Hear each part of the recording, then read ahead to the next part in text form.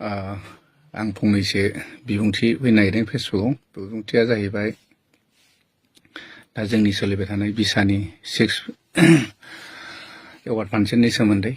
दा बाथ्राया जाहैबाय आं जुरि मेम्बारनि सायावसो बेखौसो फंनैसो बुंनो सानदों। बेयाव माबाफोर गोरोन्थि जायोब्ला निमाहा मोनगोन आं सानदों।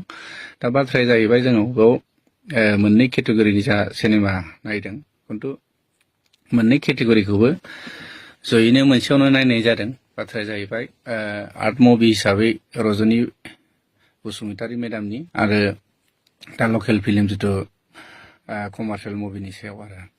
दा बाथ्राया जाहैबाय मेडाम रजनी बायदिनि जिथु गराय फाख्रि सिनेमाया गोबां जायगायावनो आसामनि गुबुन गुबुन स्टेटआवनो गोबां केटेगरियावनो एवार्ड मोनबोनाय सिनेमा। दा बे सिनेमाया जोंनि नैबे लकेल जिथु एवार्ड फांसनावहाय मा हिसाबै बे कम्पिटिसन नांगोन। जा आर्ट फिल्मखौ हिसाबै एक्सट्रा नायनांगौमोन आरो कमार्शियेलखौ नायनांगौमोन। दा जयैसो नायनाय हिसाबै दा मेडामनो जिथु बेस्ट फिल्म बा बेस्ट डाइरेक्टर जुदि मोनाब्ला मेडामखौथ' लासिंसिं खालायनाय जागोन जों जिथु जोंनि बिसानिफ्राय आरो। दा आं बेखौ बुंनो सानाखै, खिन्थु नंगौ पार्टिसिपेट हिसाबै रजनी मेडामाबो खालायनो हायो, खिन्थु आर्ट मुभि हिसाबै बेखौ बेलेग एक्सट्रा केटेगरि नायनांगौमोन आरो कमार्शियेल हिसाबै माखासे जोंनि लकेल सिनेमाफोरखौ नायनांगौमोन।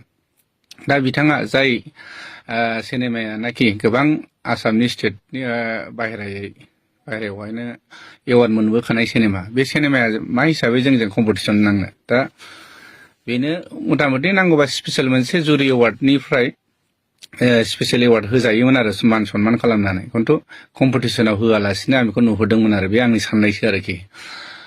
बे मोनसे थांबाय। दा बाथ्राया जाहैबाय दा आंनि सिनेमा थैसाम 2खौ लानानै आं बुंनो सानदों। दा जायनाखि जोंनि सिनेमायाहाय बे बोसोराव आं नुनायाव आरो बांसिन कालेक्सन जानाय हिसाबै आंनि बाजेटआ 60 लाखसनि बाजेटमोन।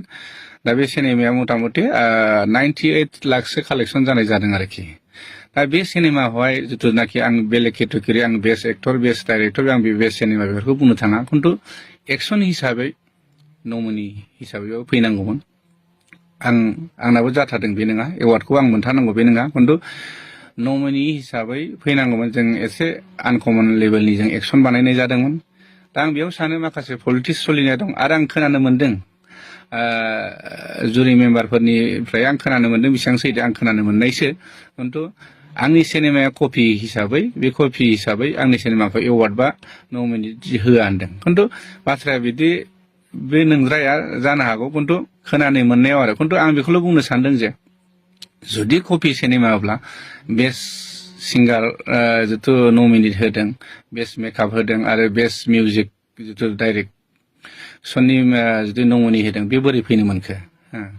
दा बाथ्राया आं खोनानो मोनदों जयन्त नार्जारी बिथांखौ आं डाइरेक्ट बुंखायो। जेथियानाखि आंनि मुभिया रिलिज जादोंमोन अब्ला सानसोराङा गावनि फेसबुक पेजाव मोनसे पस्ट होदोंमोन। बेयावनो आंनि सिनेमाखौ बियो इनसाल्ट खालायखादों आरो जयन्त नार्जारीयाबो। अब्ला बिथाङा दिनै प्रेजेन्ट एक्टिभ जुदि आर्टिस्ट मानसिया मा हिसाबै जुरि मेम्बाराव थानो मोनखो? दा गावनिनो मोननै मोनथाम सिनेमा दं जिथु बे एक्टिभ हिसाबै बे बोसोरनि बा थांनाय बोसोरनि सिनेमायाव। दा बे सिनेमायावबो थानाय हिसाबै एक्टिभ माने जिथु प्रेजेन्ट जिथु आर्टिस्ट हिसाबै बिथाङा जुरि बर्डआव थानो मोनामोन आंनि नुनायाव आरो। मालाया मा सानो, खिन्थु आं बेखौ मोजां मोनाखै। जेब्लानाखि आं बेखौनो आंनो बेनो लास्ट आं माने बड'सेनि आर्टिस्ट एस'सियेसननि आं एवार्ड फांसनाव आंनि मुभिखौ आंनो बेनो लास्ट आरो। नेक्स्ट बाराव आंनि सिनेमा जेसेबां ओंखारदोंबाबो आं हरा आरोखि। बे आंनि जिथुनाखि जयन्त नार्जारीया बे जुरि मेम्बाराव थागोन अब्लासिम आं हरा। आंजों मा पार्सनेल दुश्मन दं गैया, आंहा बेखौ जेबो गैया। आं बेजों पार्सनेल जेबो दुश्मन गैया। खिन्थु बाथ्राया जाहैबाय जिथियानाखि रिलिज जानाय समावनो बे आंनो मोनसे कमेन्ट होदोंमोन, बे नेगेटिभ कमेन्टखौ आरोखि। दिनै आंनि सिनेमाया कपि जादों, खिन्थु हलिउड बलिउडफ्राबो बिराद कपि खालायो, खिन्थु बिथांमोनाबो दिनै बेबायदिनो सोलिदों। जानो हागौ आंनि स्ट'रि बायदिसिनाफ्रा कपि जानो हागौ, खिन्थु एक्टिं बायदिसिनाथ' कपि नङा, एक्सनाथ' कपि नङाना। दिनै रायजोफ्रा हाजार हाजार रायजोफ्रानो आंनि सिनेमाखौ नायदों। दा आं बेलेग केटेगरिखौ बुंनो थाङा, आंनि एक्सनखौ माने जोंनि आसामनि बा अल आसाम बा अल बड' जोंनि जेसेबां बर'फ्रानो आंनि सिनेमाखौ अनसायदों। बे हिसाबै आंनि सिनेमायाबो कालेक्सन जादों। जिथुनाखि 60 लाख बाजेटनि सिनेमा 98 लाख दासिम माने कालेक्सन जाना दं आरोखि ओंखायनो आं बेखौ बारा मोजां मोनाखै आरो बिथाङा जुरि मेम्बाराव थानायखौ आं मोजां मोनाखै जेब्लासिम माने बे जुरि मेम्बाराव थागोन बिथां जयन्त नार्जारिया अब्लासिम आंनि सिनेमाखौ आङो बिसानो आङो एवार्ड फांसनाव हराबो खिन्थु बेनो आं बिसानि सार्टिफिकेटखौ लागोन आं बिसाखौ फोथायो खिन्थु माखासे जोंनि जुरि मेम्बारफोरा पलिटिक्सखौ आं नुनो मोनदों बयबो बिथांमोनानो गोबां जोंनि आर्टिस्ट बा जोंनि प्रडिउसार डाइरेक्टरफ्राबो गोबां रायलायदों दिनै बुंनो हायैयावसो बुङाखै आं दिनै फकासाव बुंदों बेयाव जुदि माबाफोर गोरोन्थि जादोंब्ला आं निमाहा मोनगोन होनना सानदों खिन्थु लिगेलि थांनांगौ बे आरोखि ओंखायनो बिथाङा आंनि सिनेमाखौ कपि सपि नाया होनदों नाया होनदोंब्ला जेबो नङामोन एलाव होनाङोमोन आंनिफ्राय फैसाबो लानाङामोन एवार्ड फांसननि नामाव जोङो जिथुनाखि सार्टिफिकेटनि नामाव जोङो 3000 करि हिसाबै हरो हिसाबै